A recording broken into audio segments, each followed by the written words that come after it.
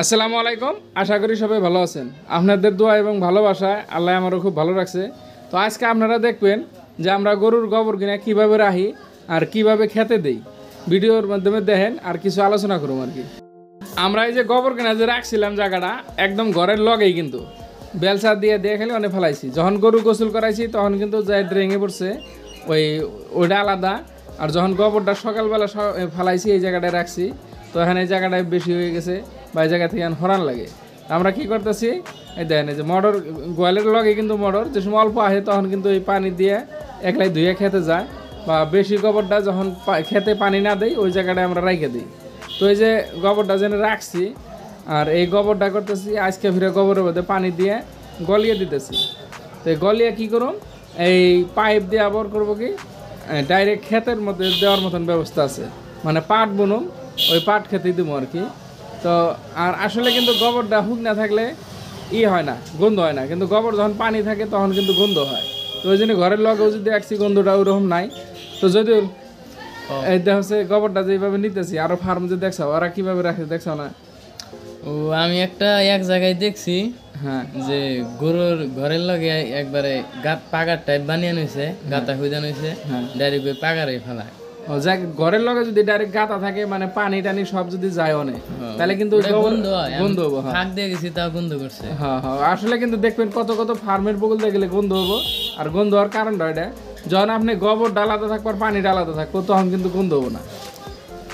আর এই যে গোবরটা যে আমরা দিই একদম ঘরের লগেই, যদি ওইরকম সুবিধা থাকতো হয়তো ফাঁকে নিয়ে রাখতাম, গোবরটা মজাইলে আরও ভালো হতো। কিন্তু ফাঁকে নিবার গেলে আবার তোমার এই ওরকম সুবিধা নাই না, আর ঘরে থেকে আরাম আর কি। ঘরে থেকে না দাদা খালি বেলসা দেওয়া থিয়ে দিছি। আর এনে তোমার আরেকটা উপকার হয়েছে, তুমি নাদাটা স্টক করে রাখছো, এটা এখন তুমি রাসায়নিক সার হিসেবে খেতে দেখার চাইছো, জৈবিক সার হিসেবে। হ্যাঁ, জৈবিক সার হিসেবে। এইটা এখন কি হবো জানো, এই যেটা গোবর যে গেত আছে খেতে আর কি, মানে খেতে একদম পানি দিয়ে গোবর দিয়ে মিশিয়ে দেওয়া হইতেছে, তারপরে হাল বেয়ে দেওয়া আর কি। বড়িয়া করে হাল বেয়ে দিলে হাল বাই দেওয়ার পরে তারপরে পাট বুনবো এই ক্ষেত্রে আর কি। আর ধরো সার লাগবে না। হ্যাঁ, সার কম লাগবে আর কি। আর এই যে গোবরটা যাইতেছে মানে কিছু হুকনা গোবর আছে দিকে যে পাইপ থেকে দিকে জাম হয় আর কি।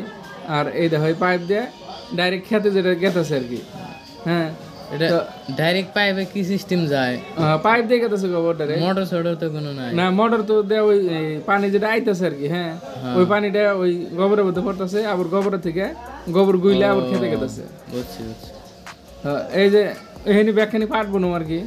এই পাট খেতে যদি এখন দিয়ে দিই পানিটা গোবরটা মিশিয়ে একদম মিক্স করে দিলাম, একটা ভালো করে চাষ মেরে দেবো, আর খেতে মিশে যাবো আর কি। হ্যাঁ, পাটটা অল্প কয়েকদিনে বড় হয়ে যাবো।